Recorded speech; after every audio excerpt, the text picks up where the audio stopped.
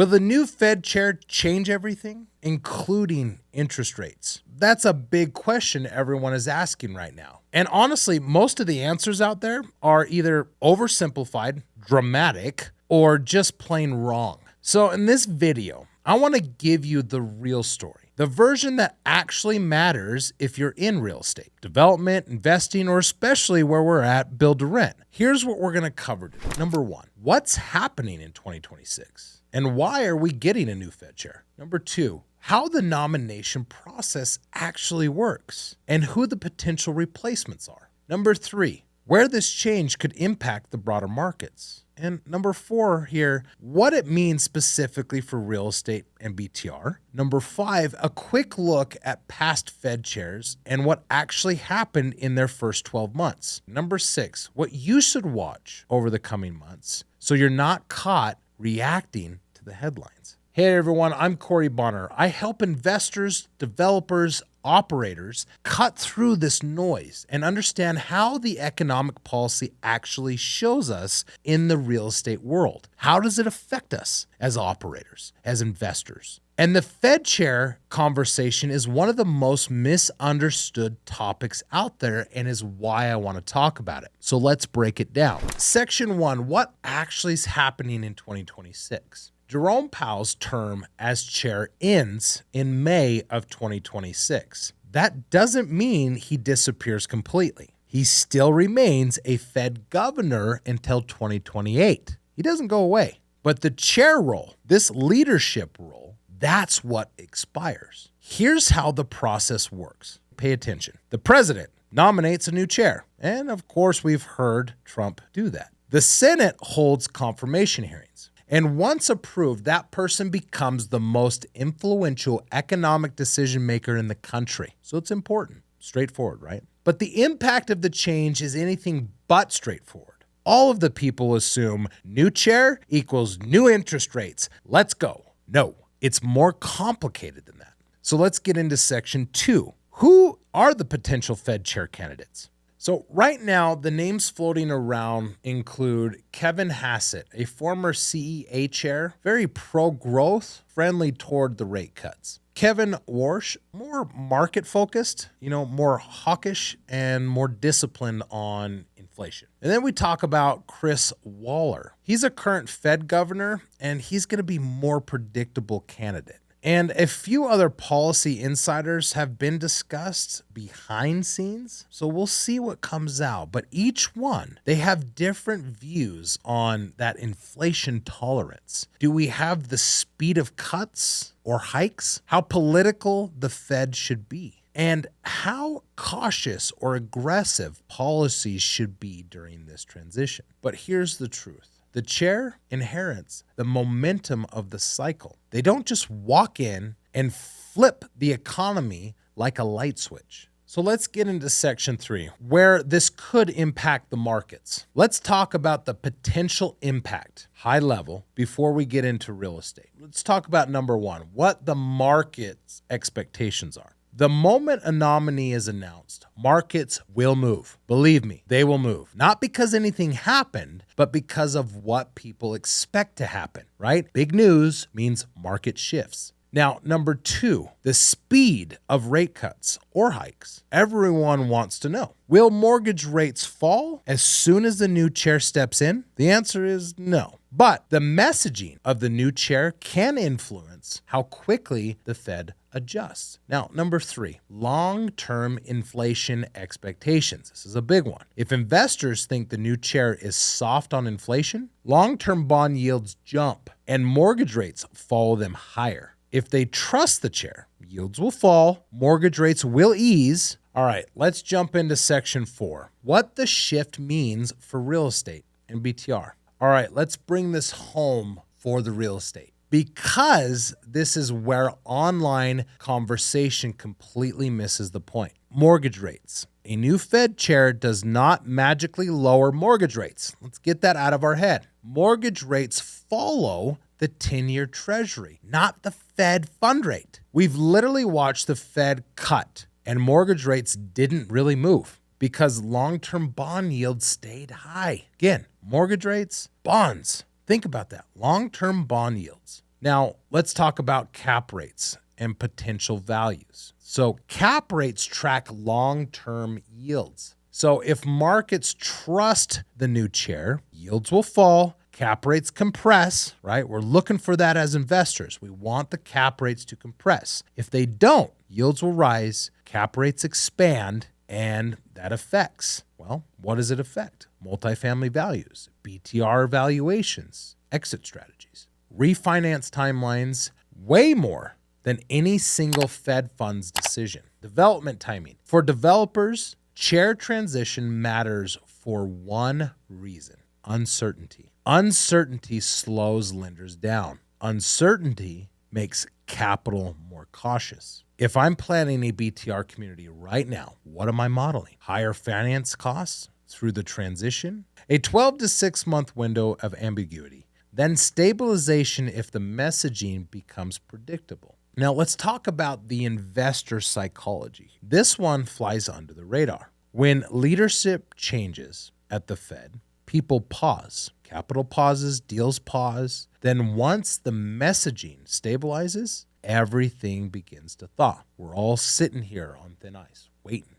Now, this ebb and flow affects rent growth, absorption, and acquisitions more than people realize. Now, let's get into section 5. What past Fed chairs actually did. Now, let's walk through something that almost nobody looks at. What actually happened in the first 12 months after the last 5 Fed chairs took office. Because when you look at the real data, the numbers, not the headlines, not the news, not the drama, not the Twitter takes, you start to see a pattern, and it completely changes how you think about the next chair. Let's break these down one by one. Paul Volcker took office August of 1979. Volcker inherited a double-digit inflation. He didn't tiptoe into the job. He walked straight in and slammed the brakes. Here are the numbers. Fed fund rates when he took office, about 11.2%. Within 3 months, 13%. By March 1980, 17.6%. And by April, the Fed funds rate crossed 20%. Now, what did this do to the mortgage rates? Well, mortgage rates did the same thing. In 1979, mortgages averaged 11.2%.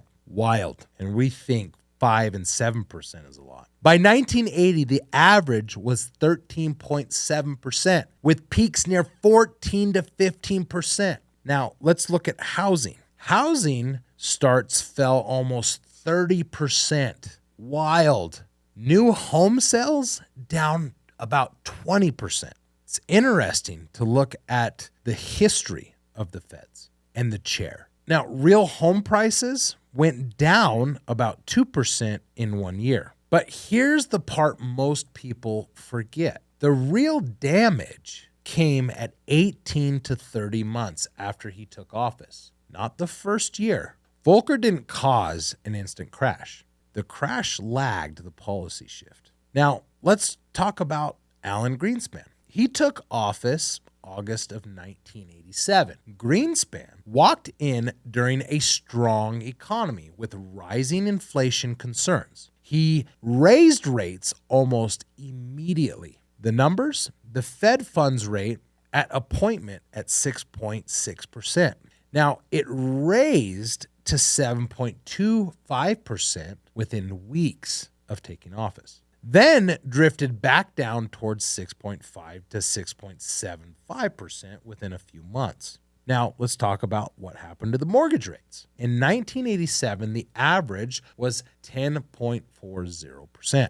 And then in 1988, the average was 10.34%. So there wasn't much change in a year. Basically, unchanged, even though he had the October 87 stock market crash. Now, Black Monday and then housing barely reacted. Interesting. So even though in October of 87, the big stock market crash, Black Monday, housing barely reacted. That's interesting. Housing starts actually went up slightly from 1.49 million to 1.53 million homes. So we talk about home prices. They still rose 4 to 5%. Greenspan caused market drama, but almost no housing drama.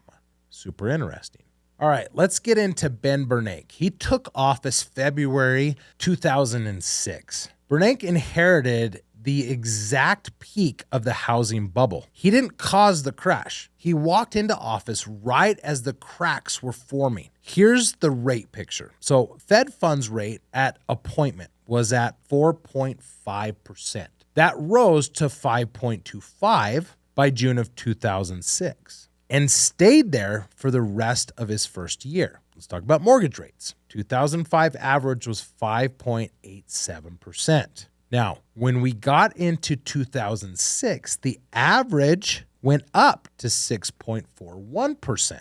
Then in 2007, the average was 6.34%. And then in 2007, the average was 6.34%. Barely moved, right? What about housing? Case-Shiller Home Price Index, it peaked in 2006, then slid 1 to 3% in the first 12 months. New home sales fell about 15%. Housing starts fell about 13%. So Bernanke didn't pop the bubble. The bubble had already popped when he sat down at that desk. Let's talk about Janet Yellen. She took office February of 2014. Yellen took over during a slow, steady recovery, and her first year may be the smoothest transition on record. Rates stayed exactly the same. Fed funds rate 0 to 0.25%. No hikes for nearly 2 years. Now, what were the mortgage rates during that time? 2013, 3.98%. Let's get into 2014 at 4.17%.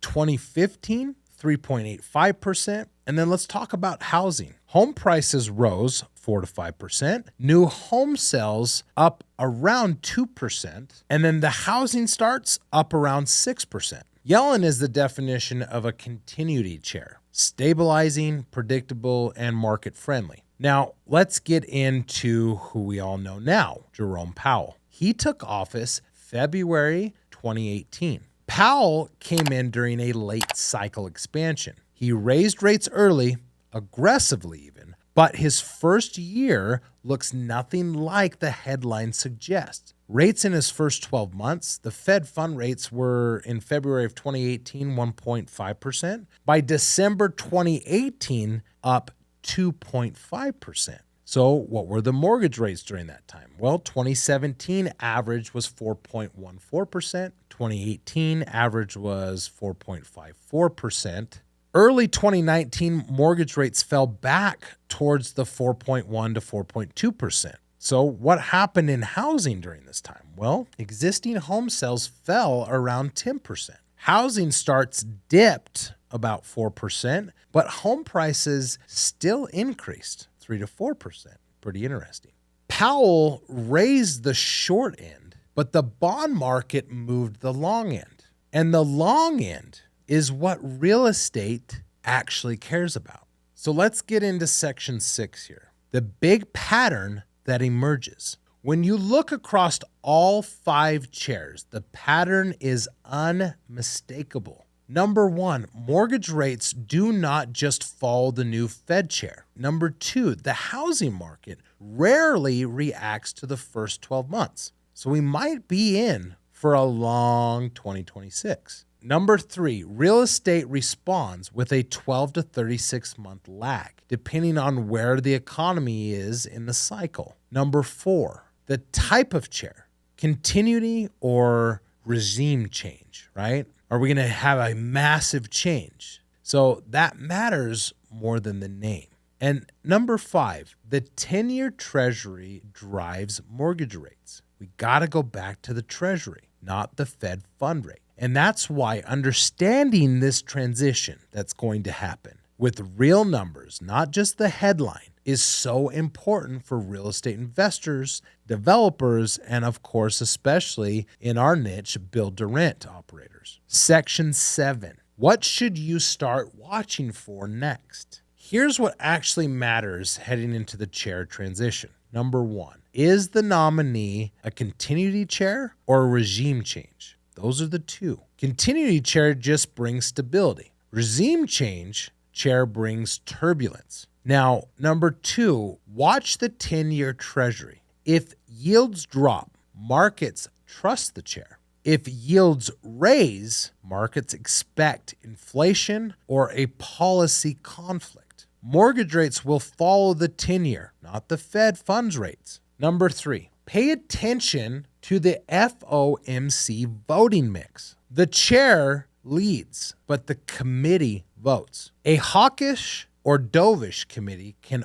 override the tone of the chair. And number 4 here, watch their first few speeches. If you're really interested, watch them. Their messaging often moves markets more than their first rate decision. Track credit conditions, especially for real estate and development. Are banks tightening? Now, I don't think banks can be any more tight, but we're going to find out. Same thing with construction loans slowing. Are spreads widening? This matters far more for your deals than the appointment date. In closing here, will the new Fed change everything, including interest rates? Not instantly, not dramatically, but over time, absolutely. The chair sets expectations. Expectations move long-term rates, and long-term rates shape real estate. Be prepared. If you're buying, building, or raising capital, don't build your strategy around who gets the job. Build it around where the economy is in the cycle when they step in.